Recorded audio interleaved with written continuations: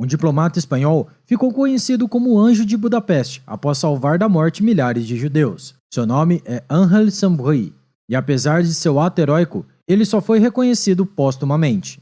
Este é o Visão Libertária, sua fonte de informações descentralizadas e distribuídas. Esse artigo foi escrito por historiador libertário, revisado por J.J. Lieber e narrado por Coreia com K. Foi no ano de 1944 que Sambuí agiu de forma nobre, tendo salvado cerca de 5.000 judeus húngaros da deportação para o terrível campo de Auschwitz. Para contextualizar, a Operação Margarete se tornou um plano alemão para invadir a Hungria e eliminar cerca de 1 milhão de judeus de forma rápida. Naquele momento, a Hungria era aliado da Alemanha, mas havia manifestado sinais de que poderia considerar uma saída da guerra, o que preocupou os nazistas. Em 19 de março de 1944, as tropas alemãs e outras forças do eixo invadiram o pequeno país e tomaram controle da região. O líder húngaro, Miklós Horthy, foi mantido como regente sob o governo do Partido da Cruz Flechada, um partido fascista húngaro simpático ao nazismo. A ocupação da Hungria facilitou os esforços das autoridades alemãs para deportar a população judaica do país, que até então tinha sido relativamente poupada em comparação com outros países europeus. Adolf Eichmann, um burocrata alemão que se tornou objeto de estudo da filósofa Hannah Arendt sobre a banalidade do mal, era um homem da SS que havia organizado o Holocausto. Em poucas semanas, a SS nazista deportou mais de 400.000 judeus para Auschwitz. Servindo a embaixada espanhola no país, Sambuí, aos 33 anos, fez parte de um grupo de diplomatas que tiveram como objetivo resgatar judeus húngaros. Além dele, um diplomata sueco chamado Roel Wallenberg emitiu passaportes de proteção, tendo salvado dezenas de milhares de judeus. Infelizmente, o herói sueco iria desaparecer mais tarde. Especula-se que ele tenha sido capturado pelas forças soviéticas de ocupação e provavelmente morreu numa prisão soviética. Sambuí teria informado o governo fascista espanhol, chefiado por Francisco Franco, sobre a crueldade que os nazistas estavam fazendo em alguns campos de concentração. Muitos na época acreditavam que se tratava apenas de rumores, mas os relatos começaram a aumentar. Um documento-chave que Sambuí enviou ao governo espanhol foi o relato Weber Wetzler, de 2 prisioneiros que conseguiram escapar de Auschwitz e revelar a verdade. No entanto, como o governo espanhol já tinha apoiado Hitler, o diplomata não recebeu instruções do que deveria fazer, já que Franco recebera ajuda dos alemães anteriormente. Assim, o diplomata decidiria fazer o que é certo, através da falsificação de documentos consulares para conceder nacionalidade a refugiados com base numa lei espanhola de 1924, a qual nem valia mais naquele momento. A lei, inclusive, se tratava de judeus sefarditas, e a comunidade judaica húngara era predominantemente Ashkenazi. Então, se fosse depender de algum amparo legal, o diplomata nada faria.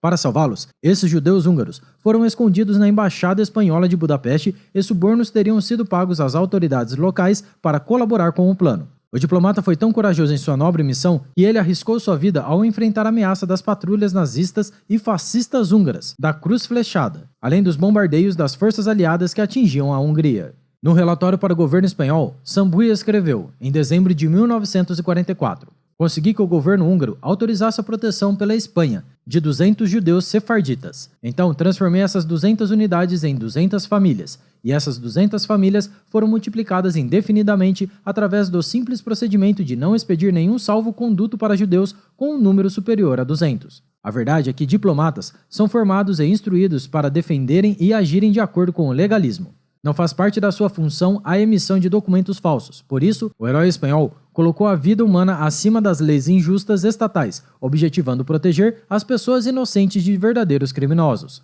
No auge da guerra e do Holocausto, os nazistas e fascistas húngaros estavam cercando todos os judeus da cidade, levando-os para quartéis confinados ou os matando nas ruas.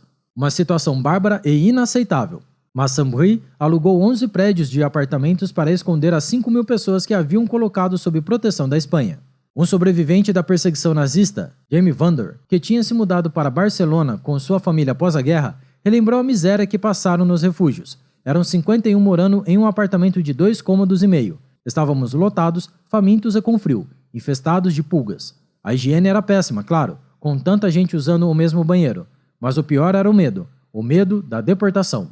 O diplomata espanhol deixaria Budapeste em novembro de 1944, já perto do fim da guerra, por ordem de seus superiores em Madrid.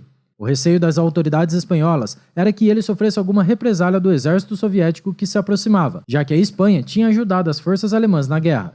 Posteriormente, Sambri acabou se retirando para uma carreira diplomática regular, mas não foi permitido pelo seu governo de receber a honra de Justo entre as Nações por Yad Vashem, que é o Centro Memorial do Holocausto. Mas ele iria se juntar às fileiras dos Justos entre as Nações em 1966. A verdade é que os atos heróicos que o diplomata teria feito em Budapeste nunca seriam divulgados muito ao público, e o próprio Sambri evitava falar sobre o assunto com sua família. O regime de Franco, de forma mentirosa, iria propagar que o ditador era o salvador de judeus. Isso porque, nos primeiros momentos da Segunda Guerra Mundial, quando os alemães começaram a deportar judeus da França, o governo franco permitiu, inicialmente, que milhares de judeus escapassem pelo território espanhol. No entanto, mais tarde, ele iria endurecer essa política. Assim, os judeus passariam a ter seus papéis de trânsito recusados e aqueles que eram capturados no país por estarem lá ilegalmente eram enviados para o campo de concentração em Miranda de Ebro. Portanto, em nenhum momento da guerra, um grande número de imigrantes judeus teria sido acolhido e protegido pelo regime franquista. Nem mesmo os judeus sefarditas de língua espanhola da cidade grega de Tessalônica seriam aceitos por Franco, mesmo com a Grécia estando ocupada pelos nazistas. Mas foi devido à necessidade de o ditador espanhol em melhorar sua imagem internacional à medida que os crimes de Hitler ficaram mais claros para o mundo e que ele estava perdendo a guerra, que o ditador mudou de postura. Enfim, após a morte do herói espanhol em 1980, seus esforços foram reconhecidos em vários locais. No ano de 1989, o governo de Israel concedeu em sua memória a mais alta honraria do país, Justo entre as Nações. Em 1991, o Museu do Holocausto colocou uma placa em seu nome na parede. Além disso, em 1944, o governo da Hungria também lhe concederia a mais alta condecoração do país, a Grande Cruz da Ordem de Mérito da República Húngara. Inclusive, a Grande Sinagoga de Budapeste tem uma placa com seu nome, e desde 2015, Budapeste tem uma rua chamada Sambri, assim como a cidade espanhola de Madrid. As homenagens e honrarias não param por aí. Em maio de 2016, ele foi premiado com a Medalha de Ouro de Madrid, a maior honraria da cidade. Zaragoza, a cidade onde o diplomata nasceu, tem um busto dele e uma praça com seu nome. Cabe mencionar um filme lançado sobre sua história, intitulado O Anjo de Budapeste, feito pela Rede Nacional de TV Espanhola, que foi bem recebido em vários países europeus. As pessoas que fazem a coisa certa, ou seja, colocam a ética e a moral acima das ordens de políticos e ditadores, acabam se eternizando na história, porque com o tempo a verdade prevalece. É muito fácil ceder ao mal e se dobrar às ideias erradas e ações tirânicas, quando a tirania é aceita pela maioria e normalizada por meio da propaganda governamental. Sambri, no entanto, como muitos outros heróis como Oskar Schindler, arriscaram a vida para salvar pessoas que nem conheciam, mas o fizeram porque era o correto. Ademais, hoje sabemos que os verdadeiros criminosos são pessoas como Hitler, Mussolini, Joseph Stalin e o próprio Francisco Franco, o qual é apenas lembrado como um ditador oportunista.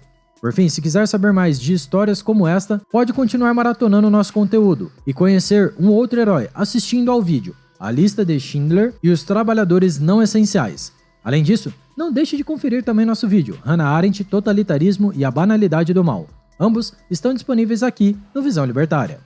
Obrigado por sua audiência. Se você gostou desse vídeo, clique no ícone de curtir abaixo e compartilhe em sua rede social. Caso deseje ser notificado de outros vídeos, inscreva-se no canal e depois clique no ícone da campainha. Escreva artigos você também, acesse visãolibertaria.com. Até a próxima, tchau, obrigado.